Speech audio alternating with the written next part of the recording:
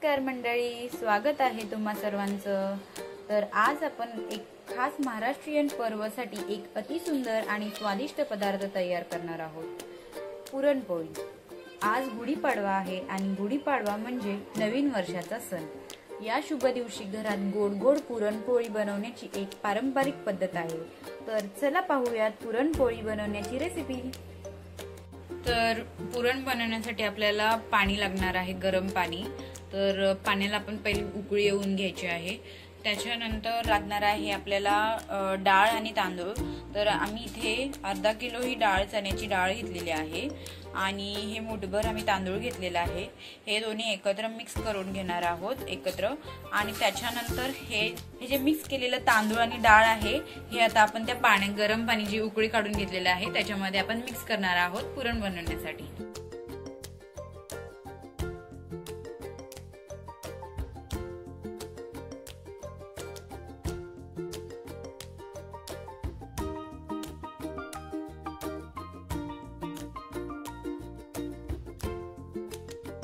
तरी आपण शिजायला डाळ घातलेली आहे आणि याच्यावरती झाकण न घालता आपण अशी शिजायला ठेवलेली आहे। बघू शकता जी आपण डाळ शिजत घातलेली चण्याची डाळ पुरण बनवण्यासाठी ती आता शिजलेली आहे। अशा प्रकारे शिजले की नाही चेक करायची। तर आता पाहू शकता पूर्णपणे डाळ शिजलेली आहे आणि आता आपण हे पाणी जे आहे डाळीवरचं ते आपण कटाची आमटी बनवण्यासाठी सेपरेट काढून घेणार आहोत।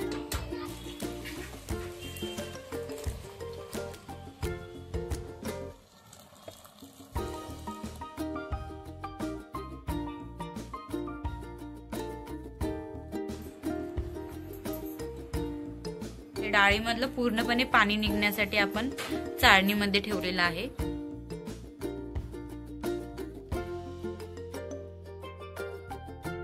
पूर्णपणे पाणी आपण आटवून घेतलेलं आहे आणि याच्यामध्ये आपण टाकणार आहोत आता पूर्ण जो आपण गूळ घेतलेला आहे, हा जो अर्धा किलो गूळ घेतलेला तो त्याच्यामध्ये टाकून घेतलाय। चिमटभर मीठ टाकणार आहोत याच्यामध्ये आपण।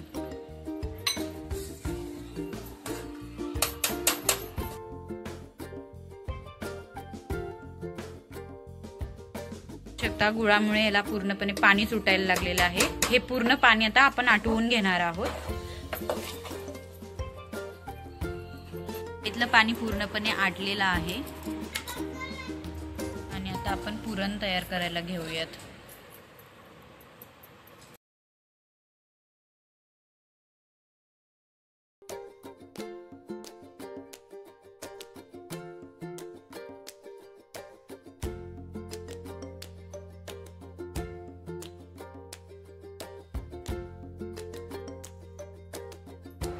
तर आता आपण कणिक मळून घेणार आहोत।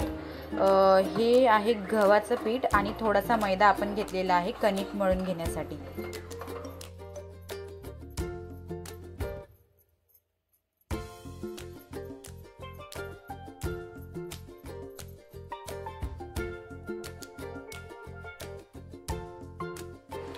तर आता आपण पुरणपोळी लाटायला घेणार आहोत।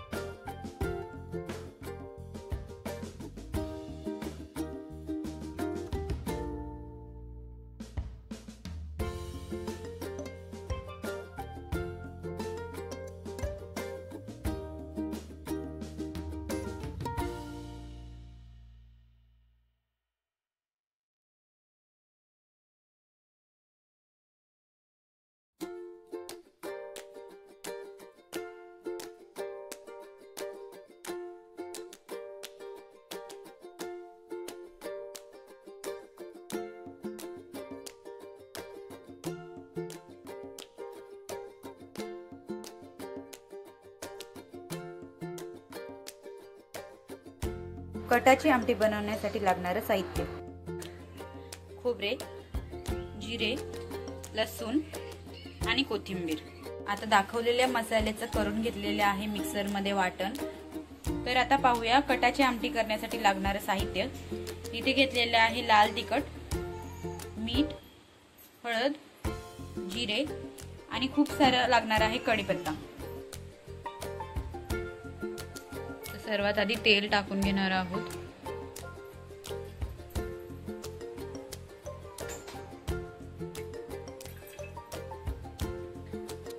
तर तेल गरम झालं आहे, त्याच्यामध्ये कढीपत्ता टाकून घेऊया.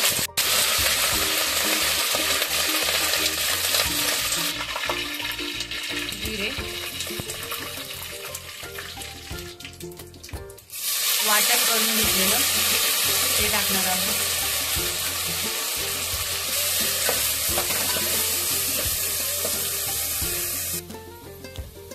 आता टाकणार आहोत हळद, लाल तिखट आणि मीठ.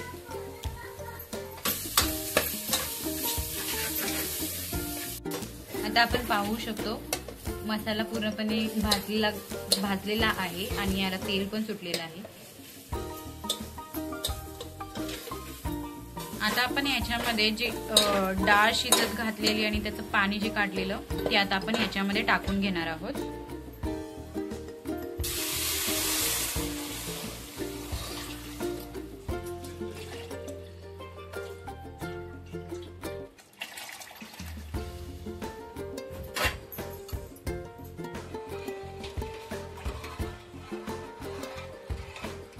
हे 5-10 मिनिटांसाठी स्लो गॅसवरती आपण ठेवणार आहोत उकळी येण्यासाठी. तुम्ही बघू शकता कटाच्या आमटीला उकळी फुटलेली आहे आणि कटाची आमटी आहे आता रेडी.